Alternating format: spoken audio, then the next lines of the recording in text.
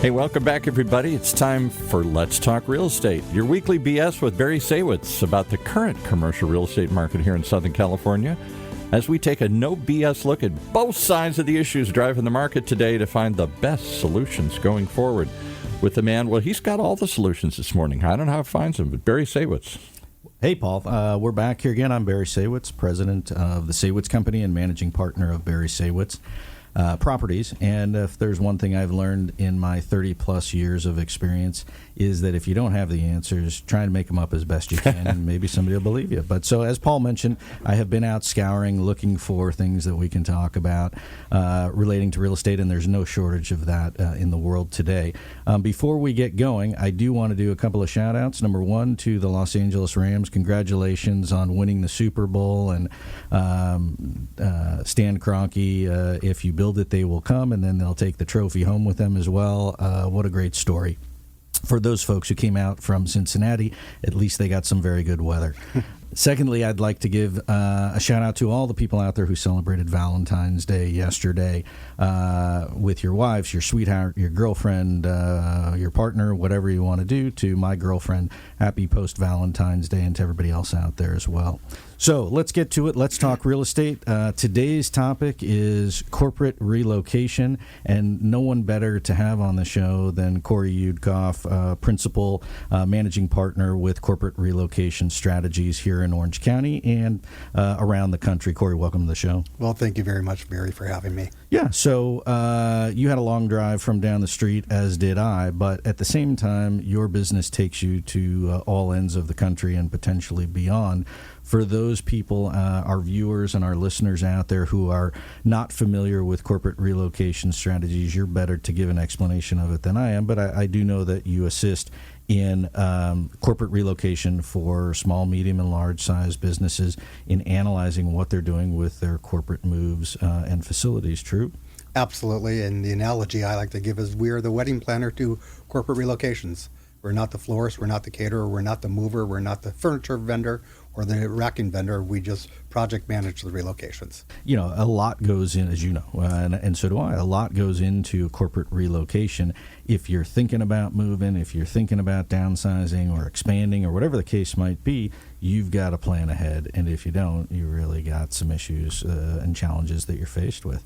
And so from our business at the Saywitz Company, we do corporate brokerage on the tenant and user side, and in many instances bring in a corporate relocation strategist, if you will, either as part of our team or the client will just bring them in to help with the planning, because at the same time, to have somebody internally is not a position that a company typically would maintain on their staff, and a corporate move, especially a complex one, is not something you do every day. It's exactly right. And we like to say, even if it's an office tenant who is relocating, if it's 25 to 50 people, it's going to take someone internally 200 hours to do this the right way, and that's in addition to their day-to-day job. Yeah, and when you start to get into it, if it's things that you haven't done before, even the little stuff like phones and cabling and furniture, especially in today's world where you have long lead times for things, you really get yourself in a pinch from a timing standpoint, in addition to just the man hours to get it done. That's absolutely right. I mean, if to really plan this out, you should be involved in it. You know, just like if you're talking to a tenant who's looking for space, you need to look at it 18 months in advance. I'm not quite that far in advance than I need to be, but right when they start looking at their real estate options, that's when they should engage a company like mine to really help them make the right decisions. Yeah, and I think what we see a lot on our end is the fallacy of, I will wait to bring in the people to help me move until I have a place to move to. It's the chicken and the egg kind of a thing, and you get yourself in trouble because then you want to move and you've left yourself very little time. Especially with the delays and, in logistics in terms of getting things set up today, whether it's furniture purchases, racking, shelving, or whatever it is, heavy equipment, whatever it is to bring it is, it's taken a lot longer than it did 10 years ago. Yeah. And a lot more expensive too. And your company provides what I'll call soup to nuts type of services. Sometimes it's just the soup, sometimes it's just the nuts, or the whole ball of wax, right? That's absolutely right. I mean, whatever a client's needs are, that's where we can really add value and help them out. And it is sort of an a la carte. It could be everything from the very beginning to help them with space planning, laying out the facility, the construction management, all the way to the decommissioning of their old space, so they're not going to be into a holdover situation and they get their security deposit back. Yeah, so I mean, regardless of the size of the company, the issue is if I'm moving, I've got to not only find a building, fit it up, and get it to where I want it to be able to use it right. Then I got to move in there, and then I got to get my stuff out of the old building. It's really a multi-phased kind of a thing. What I like to say is the physical move is the last 10%. It's the 90%, the logistics of setting everything up, the schedules, bringing in, doing the RFPs and bringing in the vendors. Yeah. That's the 90%, and that's really the heavy lifting. The last 10%, the move itself is, that's easy. So let's break it down a little bit. And you guys, as do we, do work in all different aspects of the market, whether it's office space, whether it's industrial space, manufacturing space, healthcare, you name it. I mean, I guess the issue is it's the same concept. You got to move. Different dynamics of how that goes into play. Is there a difference then between, let's just call it the office, the industrial, and the manufacturing, kind of the three main things? I would say there's definitely a difference between the office and then industrial and manufacturing, warehouse space. Because when you're really looking at the warehouse space, the industrial, you really need to look at it, what is the height, how high can we go on the ceiling heights today? How high can we put our pallet racking? What is the sprinkler system set up? Is there enough power in the building? How is it laid out? Is there enough docks? And sort of really doing a lot of due diligence prior to making that decision on that space. When it comes to office, it's really, yes, there may be some, columns in the way and power point, where you're getting the power from if you're doing workstations and stuff like that.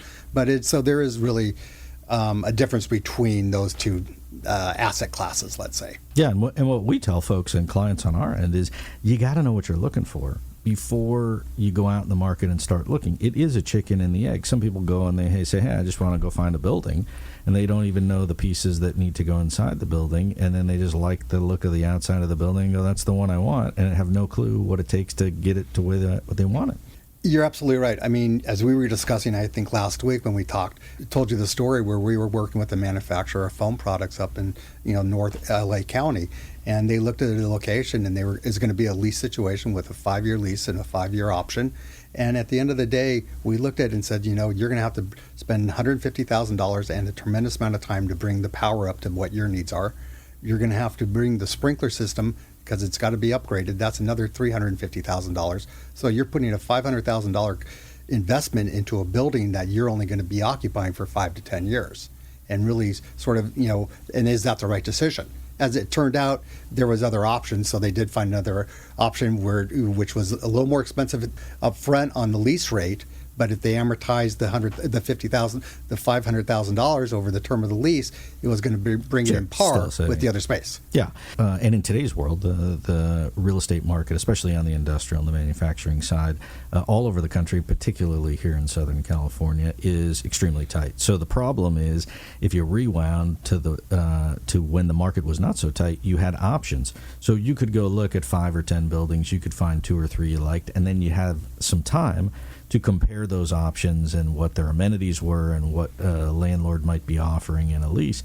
In today's world, you don't have that luxury, so you have to be prepared as a company. So if you're a CEO out there, if you're a principal of a business, you got to go, in my opinion, load your gun before you get ready, because when you get out there, you will not have a long time to react, to make decisions. And if you don't have the information that you need, it's a problem.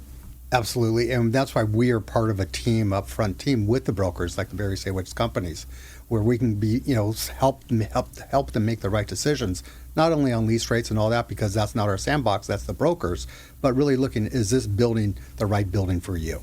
And being upfront, because it is such a tight market that you do have to be really, really on top of your game and understand and make those and have that information available to you right away, so the broker can make the right decision, because there's 10 other companies looking at the same building at the same time right behind you. Yeah, and lease rate or cost of the building is a function of what it's going to cost me to get in the building. So how could I, as a business owner, make an intelligent business decision without having the other pieces that go into it, right? Other than emotion, which it's a business. If it was emotion, you'd be buying a house, right? So. And that's why I didn't get into residential real estate. Right. Let's talk a little bit. So I know you guys do stuff all over the country, and so you have companies that are not only moving to Southern California from other places, but also fleeing Southern California to get out of here and go to other places. And how does that work relative to your services when you're dealing with companies in looking at multiple states? So sure, I mean, we have companies that are moving across town, out of town, into California, Los Angeles, Orange County, and then also ones who are looking as the pasture greener somewhere else in another state. And so we can assist them on that, from looking at what the costs are going to be to get to get your manufacturing or office or whatever from point A to point B. And the only thing that I would advise companies when we're talking to them is really, yes, there's opportunities. There could be some money savings with taxes. They're going to be lower. You can get some incentives from the cities. Talk to the cities before you make a decision on and commit to a space, because otherwise you've lost leverage if you're doing that. But also you need to look at what the labor pool is like in that market too.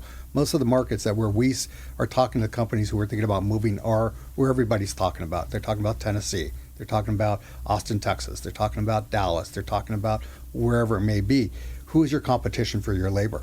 And is Amex there? Is Amazon there? Is FedEx there? We just talked to a client who was thinking about moving to Tennessee, and just through our due diligence, we said, FedEx just built 1 million square feet of distribution space. So that means that you're going to be competing with them for the forklift driver.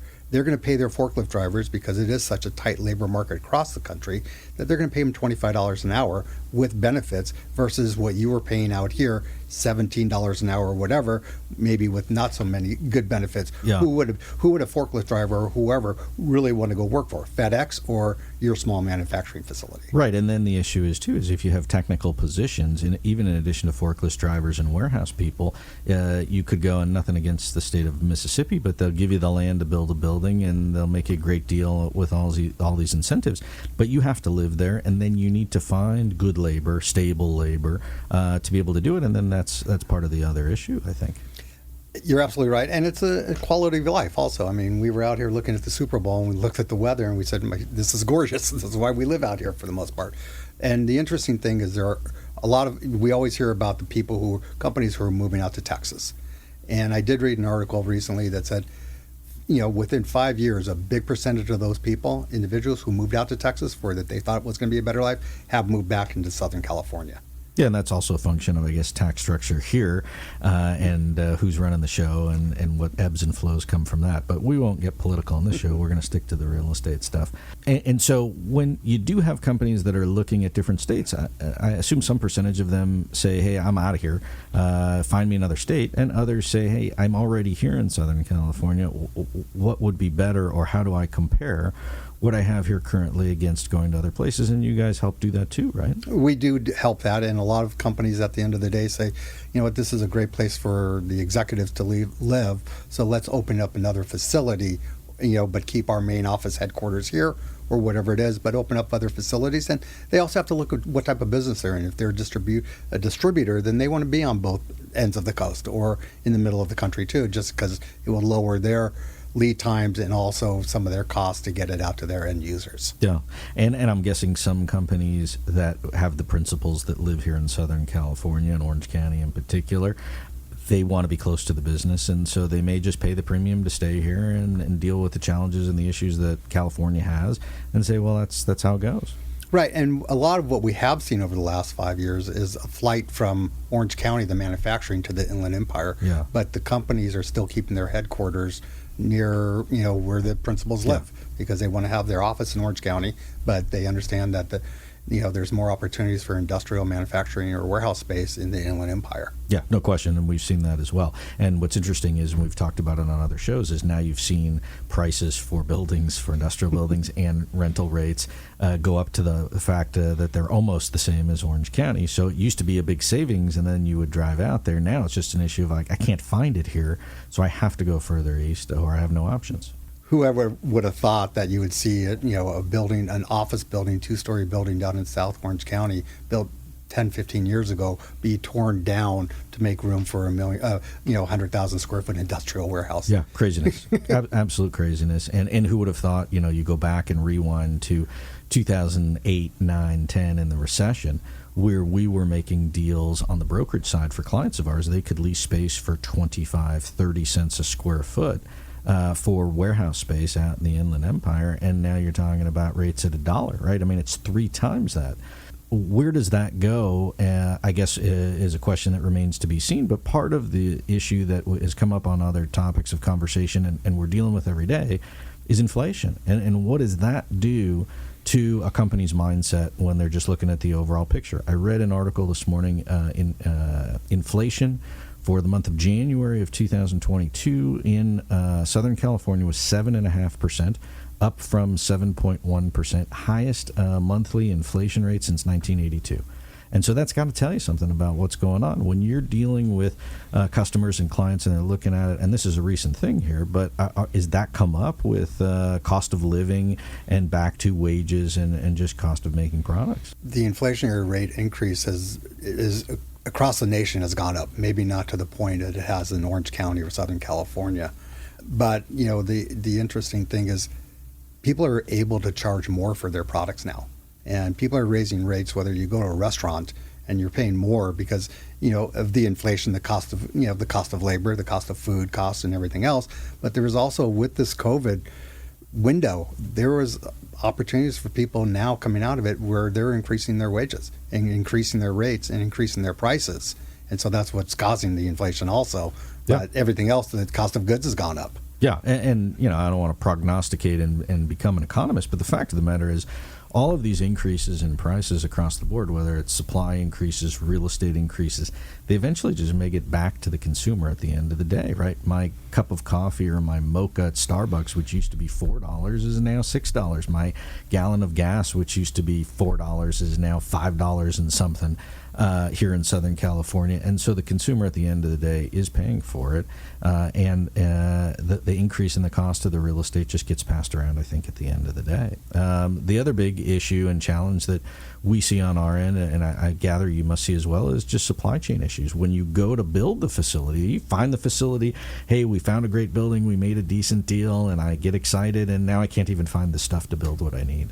Are you seeing that as well? We're seeing that as well, even in the tenant improvement world of in the office asset class. When tenants are negotiating a deal or whatever, and they, there's a longer lead time, and it is more expensive, to negotiate a deal, as whether it's you're asking the landlord for additional TIs or they're going to do the work, they're factoring that all in to what the effective rate's going to be at the end of the day for the tenant. But there is a lot of lead time, and you can't wait to the last minute, to start looking for your real estate needs, which I think in the past people have said, I've got 60 days. Yeah. Now it's like, I need 12 months. Yeah. And it's interesting because that's probably the biggest thing we tell people all the time is you don't have time. You need to start early.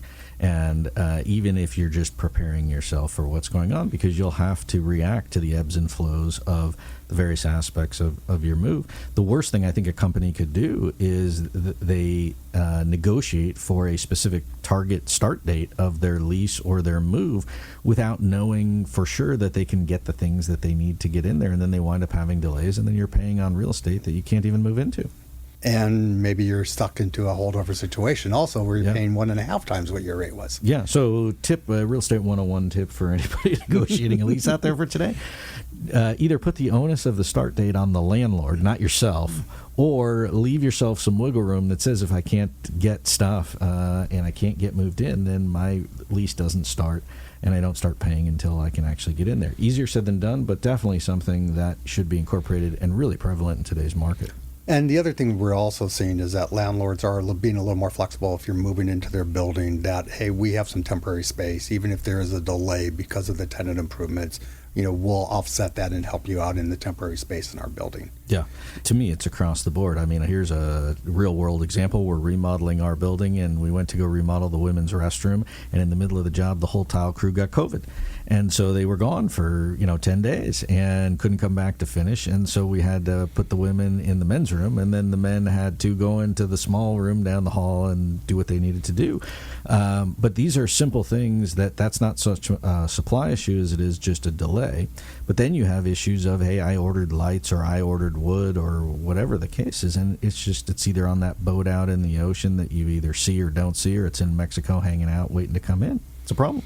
Or we're still catching up from even the manufacturing being done in the United States when people were closed down because of COVID and couldn't operate 24 hours a day or whatever it is. So there's the delay on that, and there's also the cost associated with because of the raw materials. I definitely agree with you, and I guess I'm curious as to your perception of whether that has started to get better. Whether you think it's going to get better, or just seeing more of the same? I think it is starting to get better. I think that the delays are maybe not as long as they were, at the top of COVID. With the, if you look outside, if you look out in the ocean right now off of the beach, you're not seeing as many, container ships out there. So that's the good news. and the question becomes whether those ships are hiding so we don't see them or whether it's really gotten better. I don't know the answer to that one. I will tell you I flew over the bay in San Francisco and I must have seen 100-plus ships just hanging all out in there. And so it didn't look like there was any better up there. Who knows? I guess the proof's in the pudding. We'll see. So the other thing I want to talk to you about is with people coming back to offices, coming back to work, how does that affect companies, and how are they looking at incorporating a sort of post-COVID phase of either redesigning their office or needing more space, less space, different space, efficient space? How does that come into play? Well, we are seeing the trend, and before Omicron came in, I think a lot of companies were looking at bringing their employees back to the office on a hybrid model or whatever it was, in the first quarter of this year. That got delayed with Omicron. Last week, at the beginning of February, 33% of the workers are back in the office. That from an article I just read, Microsoft is going to start bringing their employees back at the end of this month. I just read from the Wall Street Journal, I think today. It is being different. When I started in real estate, and I've had my broker's license for 30 plus years, and I don't do any transactions anymore because I don't want to compete with you. But we used to always allocate in an office environment that you'd allocate 200 to 250 square feet per person in the office. Sure. Over the years before COVID, that was skewing way down to, you take some of these co-working spaces where there's maybe 135 square foot per head. Yeah. That's not going to fly anymore. So, it is being reconfigured. We are offering, we are seeing layouts to be more open office, more space per person, maybe some hoteling where everyone doesn't have a designated office or desk, but they just come in and what's available, and more collaboration space. So the interesting thing is, companies do want their employees back to the office. Employees sort of half and half whether they want to come back or not. But I think what's going to happen at the end of the day is that the companies are going to offer a hybrid. And they're going to have to offer a hybrid where they are allowing their team to work remotely 1 or 2 days a week. And just because they need to retain and to attract new talent that way, and that's what everyone else is going to be doing. So, getting back to what you're saying is the space is only going to be occupied if they're working remotely 1 day a week, 20% less. So do they need 20% less square footage? If you start looking at you need more space per head now, then it's going to sort of offset that. The one thing I would say is if you are going to go to a remote workforce, on a hybrid, is make sure that you bring your department in on the same days. Otherwise, it defeats itself. If half of the marketing department is working remotely on that Tuesday and the other half is in the office, you're not getting the synergy. You're not getting the brainstorming. You're not getting the socializing of that department. And the young workforce are not getting the mentorship. So if a company does go to a hybrid model, make sure you bring your departments in on the same days. And most companies realize that, we're not going to let the people work remotely on a Monday or a Friday because productivity is going to go way down. Yeah, and it'll be interesting to see how that goes, whether companies look to move sideways into different more reconfigured or modern space, or whether they just stick it out where they're at and the landlord cuts them a better deal, and economically they just say, hey, we're going to stay where we're at. And I think as we go forward, it really remains to be seen. Each company is going to have to make their own decisions based on their own set of circumstances and their industry. Certain industries, as far as for real estate, where you need that collaborative effort and you need that interaction, we have to have our people in the office. We can't do it remotely. Others, maybe not so much. Right. If you're a tax accountant, if you're an engineer, you don't need that. That's not your makeup, your personality. You can work remote, 5 days a week, 6 days a week. The interesting thing, I just saw something that most employees actually their productivity is higher working remotely, but their supervisors do not believe it is. Yeah. Yeah, and there's no one there to verify it, right? That you could tell them I was working, but who knows? The proof's in the pudding. My son is pretty new to the workforce in commercial real estate as an asset manager, analytics and the whole thing, and up in Argus, which is a property management underwriting software that Barry you know about. But I told him, I said, and it's a small firm, I said, when your principal starts getting in the office, you get your butt in that office every single day that they're there. Because you want that FaceTime and you want them to see that you're working, and you're going to get opportunities and you're going to get that mentorship that you wouldn't get off of Zoom. Yeah. Yeah, no, I hear it. We've just got a quick minute left. You and I could, talk all day back and forth and chew up a bunch of time. But on a final note, in terms of what CEOs, principals, business owners out there who have a lease coming up, who are looking at a move or reevaluating themselves, what's the one single thing, if there was one, for them to really consider or be mindful of as they start the process? Time and money. Because, it's really, as we said, it's going to take a lot longer to find the space and to really get it laid out, or if you're making new furniture procurements, or if you need new racking layouts, or you need, Southern California Edison to come in and bring more power into your building, you need a lot more time than you think you really do. Yeah, and I would just add to that, surround yourself with experts like Cory, like ourselves, and make sure that you make sound business decisions and that you have the information at your disposal to do that. So get educated, start early, and get some good help. I think those are all good tips for folks out there. We are out of time today, but I do appreciate all your input and insight, and wish you and your family and your company all the best in the coming year. Thanks for coming on, Cory. Well, thank you, Barry, for having me. It was a lot of fun, and let's just hope everyone stays safe and healthy. Yeah, and I say kudos to our governor. The mask mandates is supposedly over today. I'm going to go test that out when we're done here, see where I can run around without my mask, and we'll see how that affects the workforce and the real world and the implications of it.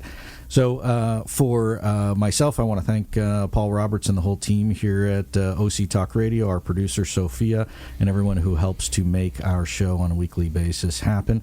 Thank you for all your efforts. I am Barry Saywitz, president of the Saywitz Company and managing partner of Barry Saywitz Properties. We will see you here next time on Let's Talk Real Estate. Well, we'll see you here back again next week. Thanks for listening.